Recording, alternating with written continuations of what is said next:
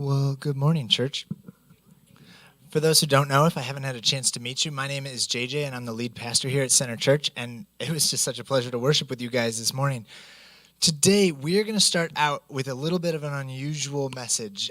So our first service was, we had the kids do their little performance, and they sang some Christmas songs for us, and so I encourage you guys to go check that out. But what I'd like to do is I want to start this message with a kid's book.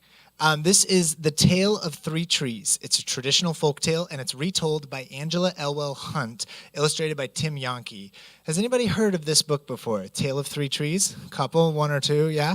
Okay, so I'd never heard of this before, but it's just a really great story, and so I thought it fits so perfectly with today. So I'm going to read it for you all today in the spirit of our kids and their programming and all that stuff. So, all right. Once upon a mountaintop, three little trees stood and dreamed of what they wanted to become when they grew up. The first tree looked up to the stars twinkling like diamonds above him. "I want to hold treasure," he said. "I want to be covered with gold and filled with precious stones. I will be the most beautiful treasure chest in the world." The second little tree looked out at the small stream trickling by on its way to the ocean. "I want to be a strong sailing ship," he said. "I want to travel mighty waters and carry powerful kings. I will be the strongest ship in the world." The third little tree looked down at the valley below where busy men and busy women worked in the busy town. "I don't want to leave the mountaintop at all," she said. "I want to grow so tall that when people stop and look at me, they will raise their eyes to heaven and think of God. I will be the tallest tree in the world." Years passed, the rains came, the sun shone, and the three trees grew tall. Then one day, three woodcutters climbed the mountain. The first woodcutter looked at the first tree and said, "This tree is beautiful. It's perfect for me." And with a swoop of his shining axe, the first tree fell. "Now I shall be made into a beautiful chest," thought the first tree. "I shall hold wonderful treasure." The second woodcutter looked at the second tree and said, "This tree is strong. It's perfect for me." And with a swoop of his shining axe, the second tree fell. "Now I shall sail the mighty waters," thought the second tree. "I shall be a strong ship fit for kings." The third tree felt her heart sink as the last woodcutter looked her way, and she stood straight and tall and pointed bravely to heaven. But the woodcutter never even looked up. "Any kind of tree will do for me," he muttered, and with a swoop of his shining axe, the third tree fell. The first tree rejoiced when the woodcutter brought him to the carpenter's shop, but the busy carpenter was not thinking about treasure chests. Instead, his work-worn hands fashioned the tree into a feed box for animals. The once beautiful tree was not covered with gold or filled with treasure. He was coated with sawdust and filled with hay for hungry farm animals. The second tree smiled when the woodcutter took him to a shipyard, but no mighty sailing ships were being made that day. Instead, the once strong tree was hammered and sawed into a simple fishing boat, too small and too weak to even sail on an ocean or even a big river. He was taken to a little lake, and every day he brought in loads of dead, smelly fish. The third tree was confused when the woodcutter cut her into strong beams and left her in a lumber yard. What happened? The once tall tree wondered. All I ever wanted to do was stay on the mountaintop and point to God. Many, many days and nights passed, and the three trees nearly forgot their dreams. But one night, golden starlight poured over the first tree as a young woman placed her newborn baby in the feed box. "I wish I could make a cradle for him," whispered her husband. The mother squeezed his hand and smiled as the starlight shone on the smooth and sturdy wood. "This manger is beautiful," she said. And suddenly the first tree realized that he was holding the greatest treasure in the world. One evening, a tired traveler and his friends crowded into an old fishing boat, and the traveler fell asleep as the second tree quietly sailed out onto the lake. But soon a thundering and thrashing storm arose, and the little tree shuddered. He knew he did not have the strength to carry so many passengers safely through the wind and rain, and the tired man awakened.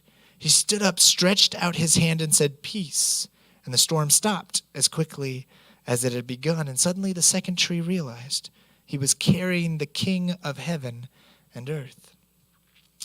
And then one Friday morning, the third beam was startled third tree was startled when her beams were yanked from the forgotten woodpile. She flinched as she was carried through an angry, jeering crowd. She shuddered when soldiers nailed a man's hand to her. She felt ugly and harsh and cruel.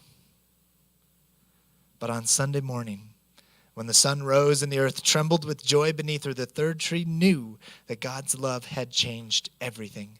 It had made the first tree beautiful. It had made the second tree strong. And every time people thought of the third tree, they would think of God. And that was better than being the tallest tree in the world. You know what I love about that book? It's so clever.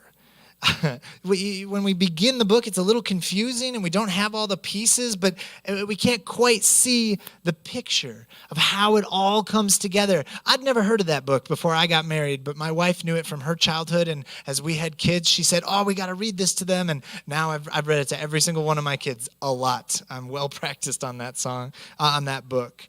Now, on your seat when you walked in this morning, you might have found a puzzle piece. Hopefully you can still find it. Oh, I have two in my pocket.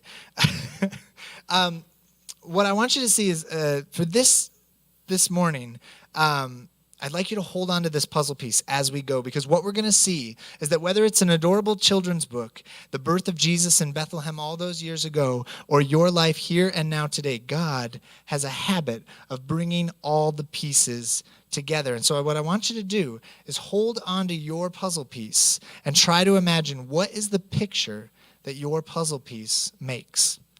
See, today is the last Sunday before Christmas Eve. Husbands, if you haven't done your shopping, I'm sorry, man, it's too late.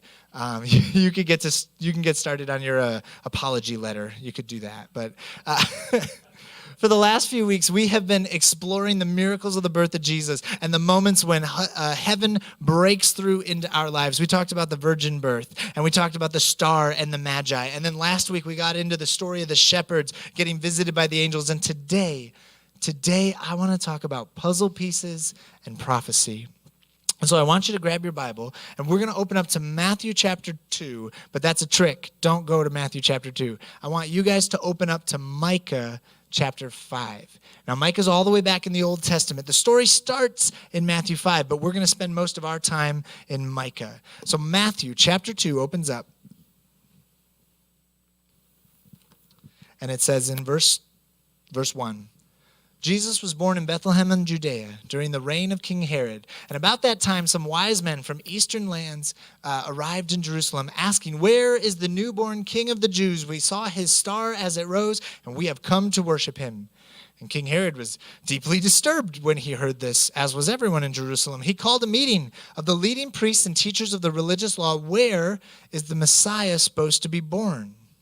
Now, we kind of covered this a couple weeks ago with Pastor Amanda, who came and gave us a message about the three wise men. But basically, what happened was these men visit King Herod, and he sees this new king as a threat to his reign. And so he wants to know all about the kid. So he asks, okay, where is the Messiah supposed to be born?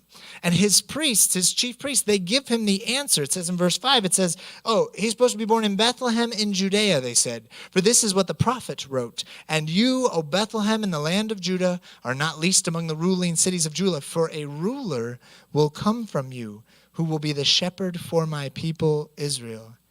And so Herod asks, where is the Messiah supposed to be born? And the priests, they know the answer because for the Jewish people, they have a prophecy about this.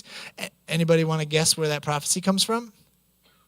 I already gave you the answer. Yeah, Micah, yeah. Ta-da! The book of Micah. So if you want to flip back to Micah, chapter 5. Micah, which came 600 or 700 years before Jesus. I'm watching their faces. Yeah, you did it. 6, 7. Sometimes you got to hand stuff to the teenagers too, right? Okay.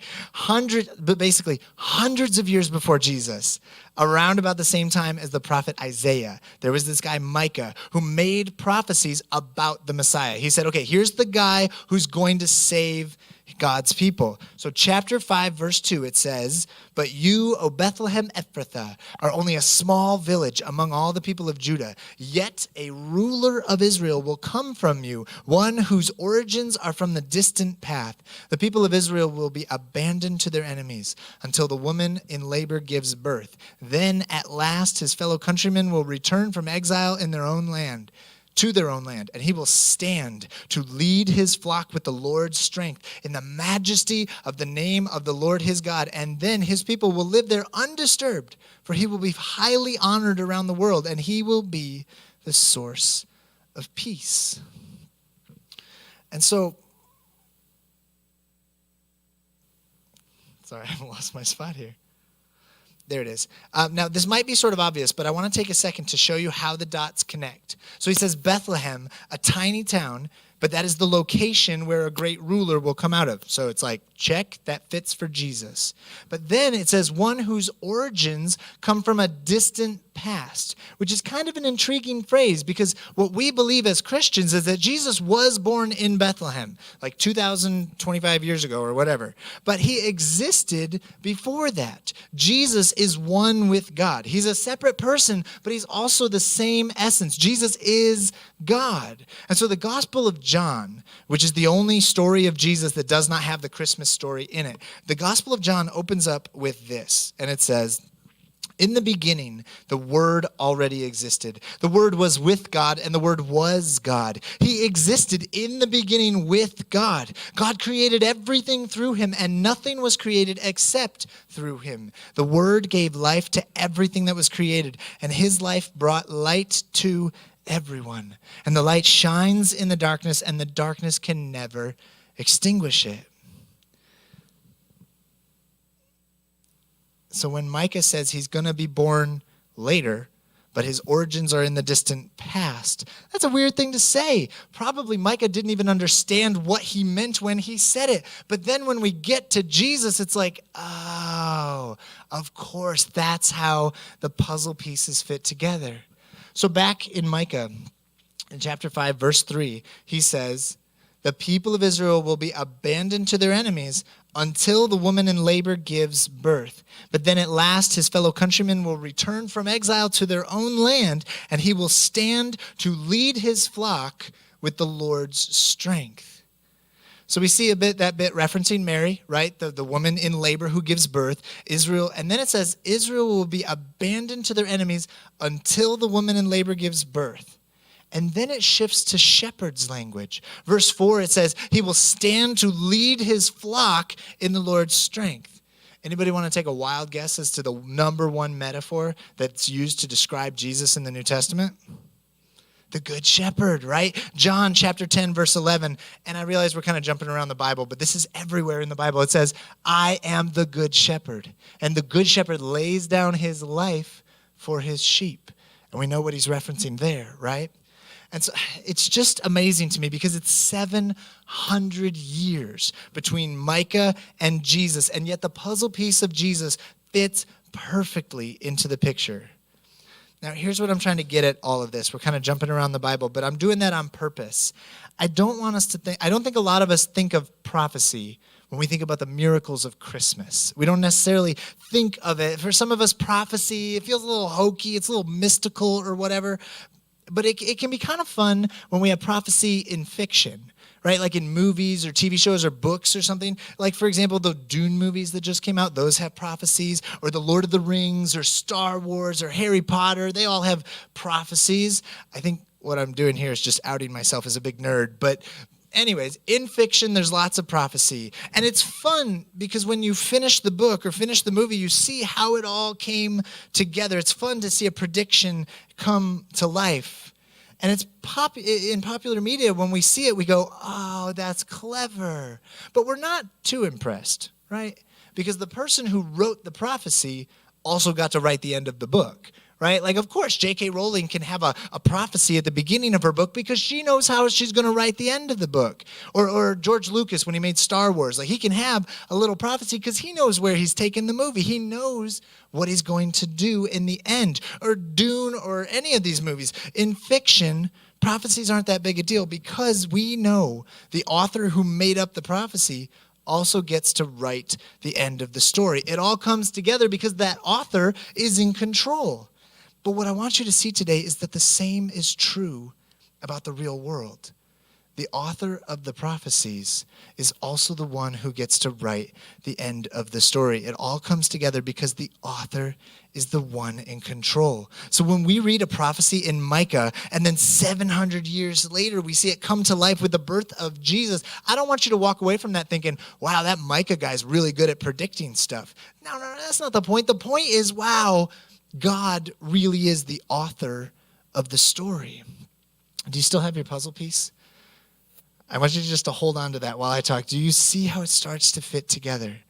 This actually points to something really important that a lot of people misunderstand. Prophecy in the Bible is not about predicting the future. I know that part can be exciting, and I think a lot of people get hung up on it, on the parlor tricks of prediction, and they lose sight of what prophecy is actually for. Prophecy is designed to give us hope. Right? Prophecy, if you learn one thing today, that's what I want you to hang on to, okay? Prophecy is designed to give us hope. And so keeping that in mind, let's go back into the story of Micah. Why did Micah need hope? Well, as it turns out, Micah was from a little town on the south side of Israel. Actually, there had been a civil war, and there was the northern area, which was called Israel, and then the southern was called Judah. And God warned him, he said, bad stuff is coming. At this time, there was this neighboring kingdom called Assyria, right? And they were going to come and destroy Israel. And then right behind them was another empire called the Babylonians, and they're about to come in and destroy everything. And so Micah is living in a time of conquest, of losing battles, of deportation and fear that soldiers are going to kick in the door and steal your family to serve as slaves in a foreign empire. It was a terrifying time to be alive. And Micah, he gives all those warnings. He describes all those bad things that are coming. He said, God told me these bad things are coming. If you read the whole book of Micah, it's not very cheerful. Or any of the prophets, really. Like I said, Isaiah was at the same time up in the northern kingdom. His book is not more cheerful. It's a lot of honest descriptions of bad. But every single time, Micah ends with hope. He is looking at his neighbors who are terrified. Imagine them. They're sitting inside the city. They can see the army out there. And maybe it's nighttime and they see the fires out there and they can hear the war horns. And they look at Micah with just tears streaking on their cheeks and fear in their eyes. And in that moment, Micah is not performing a magic trick. Like, ooh, can I guess your card? Can you figure out how good I am at predicting things? No, he is giving them reassurance. He is placing a hand on their shivering shoulders, looking deep into their eyes and saying, even in the darkness, there is hope. I keep reading it, but I'm going to read it again. Verse 3, Micah chapter 5. The people of Israel will be abandoned to their enemies until the woman in labor gives birth. And then at last his fellow countrymen will return from exile to their own land, and he will stand to lead his flock with the Lord's strength in the majesty of the name of the Lord his God. And then his people will live there undisturbed, for he will be highly honored around the world, and he will be the source of peace. Prophecy is designed to give us hope. So what is it in your life? Let's make this practical for you here today. I mean, we don't live in Jerusalem 2,700 years ago, right? We're not afraid of armies coming in and knocking down our doors and deporting us to a foreign land. And we don't live in Bethlehem and, 2,000 years ago. We're not afraid of Herod or Roman oppression or any of that stuff. The world is very different than it used to be. But at the core of who we are as humans, our need for the light is the same.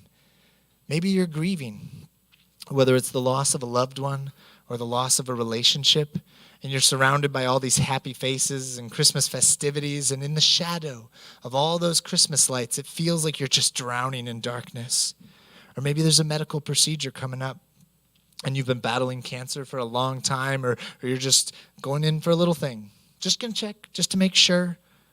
Or maybe there was trauma in your life recently. A single terrible thing that happened and it just consumes your life and it paralyzes you, and you can't understand why the rest of the world just keeps going at the same speed as if what happened to you didn't happen to everyone else. Or maybe it's a person, a single person. I mean, the holidays, they not only pack our schedules, but they bring us in contact with a lot of people maybe we don't want to hang out with, right? Maybe there's one person that we've been hoping to avoid, the wayward nephew, or that one coworker who makes your life miserable, or the frustrating uncle. The brokenness of this world, it touches our lives in different ways. But even in the midst of all the joy of the holiday season, our need for hope is the same. In your life, do you need a reminder that the author who wrote the prophecy also gets to write the end of the story? Or if we jump forward from the time of Micah all the way up to the time of Herod, Micah's people are about to be conquered. Herod's people are already conquered. They have been beat down into submission for a long time. For Jesus' parents, Joseph and Mary, they would have grown up in a time where the last prophecy was 400 years ago. They've been waiting for 400 years. And after all that time, how much hope did they even have? How strong was the temptation to look at their life and say, this is just how it's always going to be? How many of you are in a season, and it feels like maybe you've been in that season for a long time? I think we see this the most with family fights.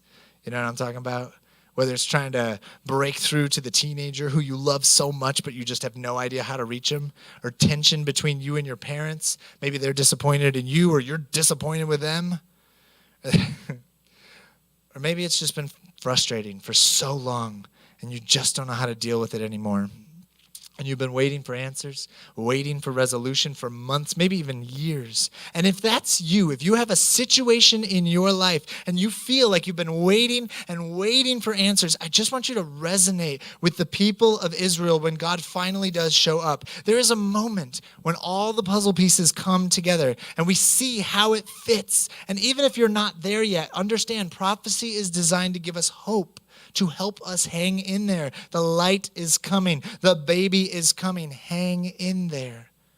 The miracle of fulfilling prophecy, it's a little bit nebulous. Like, this is kind of a heady sermon. It's hard to follow that I'm trying to give you this morning. But what I hope you're starting to see is that when we look back and we see how God has made puzzles in the past, he has crafted moments where all the pieces come together over literally hundreds of years, fulfilling prophecy. That should give us confidence that Jesus is who he said he is, and Jesus can do what he said he can do. So when he says you are a beloved child of God, that you are made in God's image, worthy of dignity and respect, Jesus said, I love you so much, I'm going to break into this world for you.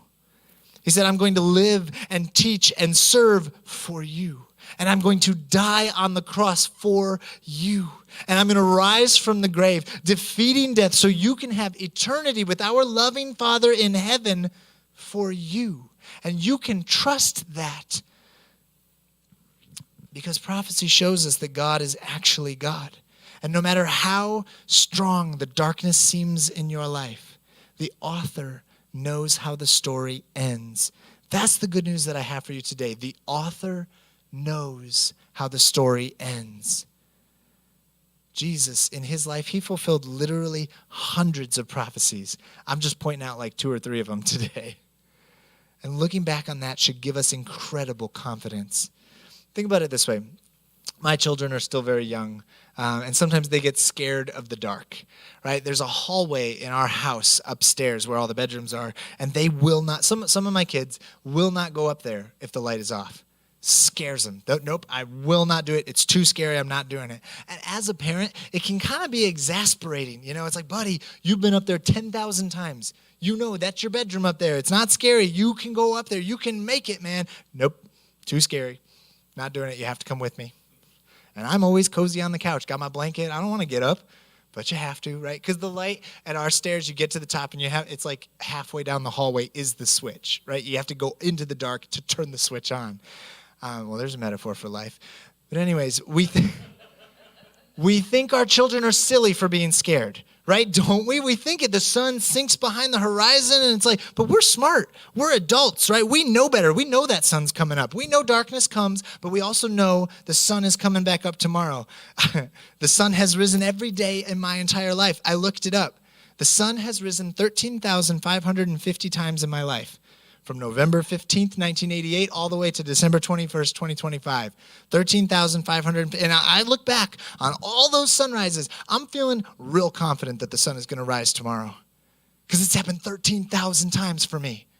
It has happened over and over. And in the same way, it's a sign of maturity to look back on the sunrises of our past and have confidence in what's coming in the future. And in the same way, it's a sign of spiritual maturity to look back on all the times that God has shown up, all the times that God has brought transformation into the world, has kept his promises and protected his people and completed the puzzle. It is a sign of maturity to look back, see God's faithfulness, and then feel confident that he can get you through this present darkness. And I guess the last step of this teaching is to connect to that confidence that we have when we look back and we see prophecy fulfilled, to connect that to joy. Christians teach that Jesus came. He was born of a Virgin Mary in Bethlehem, fulfilled a whole bunch of prophecies in his life. He died on the cross, rose 3 days later. That was pretty epic. That's why we worship him.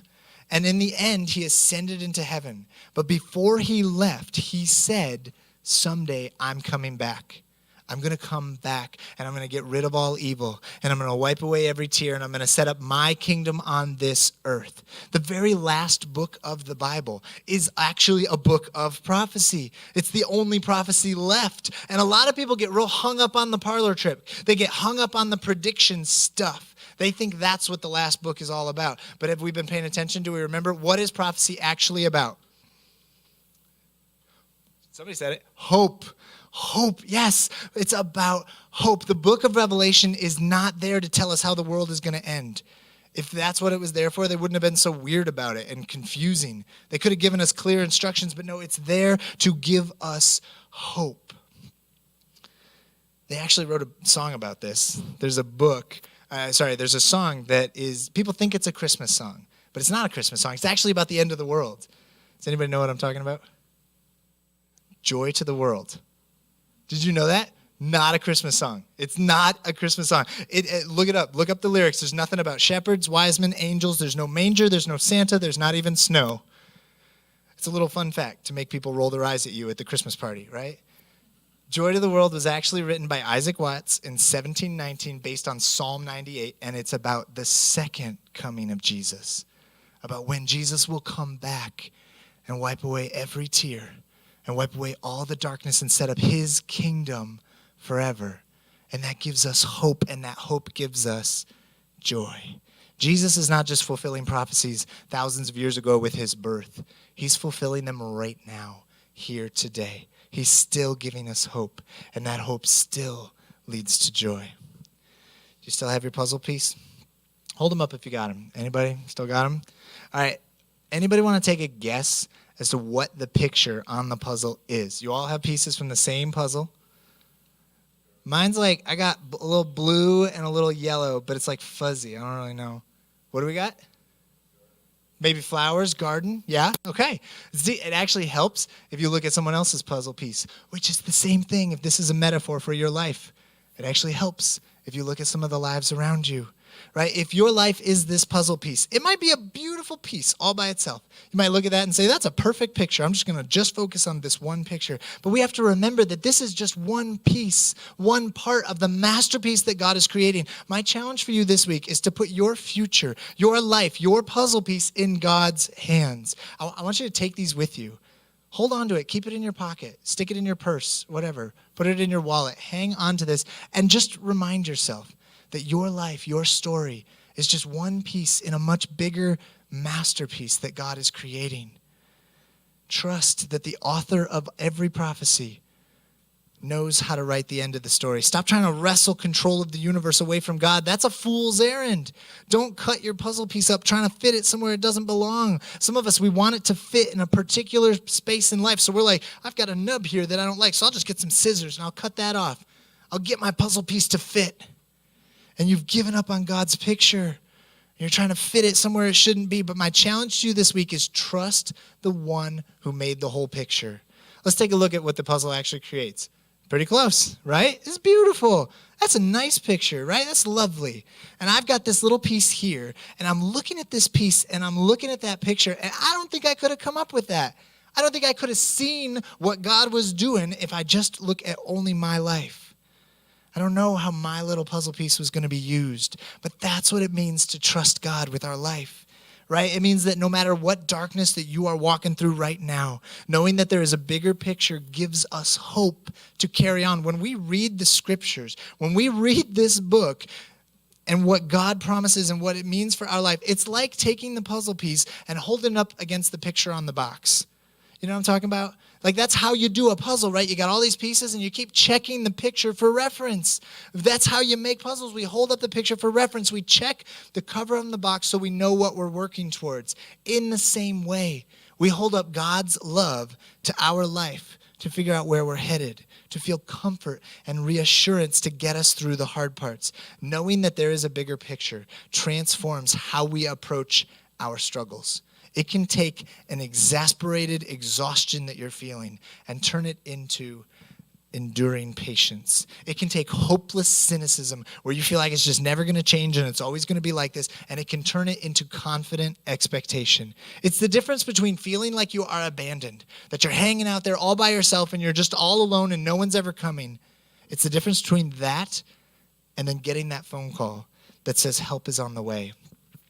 And the way to do that is to stop looking at your puzzle piece and start looking at the whole picture. God is breaking through the darkness. The baby is coming. The author is about ready to write the next chapter. And the master puzzle maker is about to bring all the pieces together in your life. Let's pray. Heavenly Father, thank you for making the beautiful masterpiece, the incredible picture. We don't see it.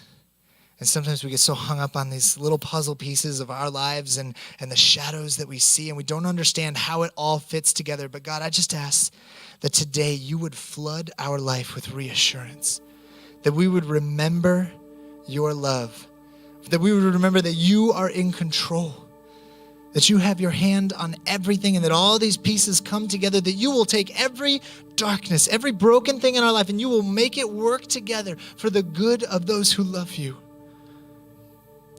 We trust you with our darkness, with our brokenness. We trust in the picture that you are creating, in the love that you have promised us. We know that you are the author of it all, and that you love us, that you are watching over us. And so whatever we are going through, Lord, today, we surrender it to you. We put it in your hands and we say, okay, God, you be in control. I trust you. We love you, Jesus. In your name, amen.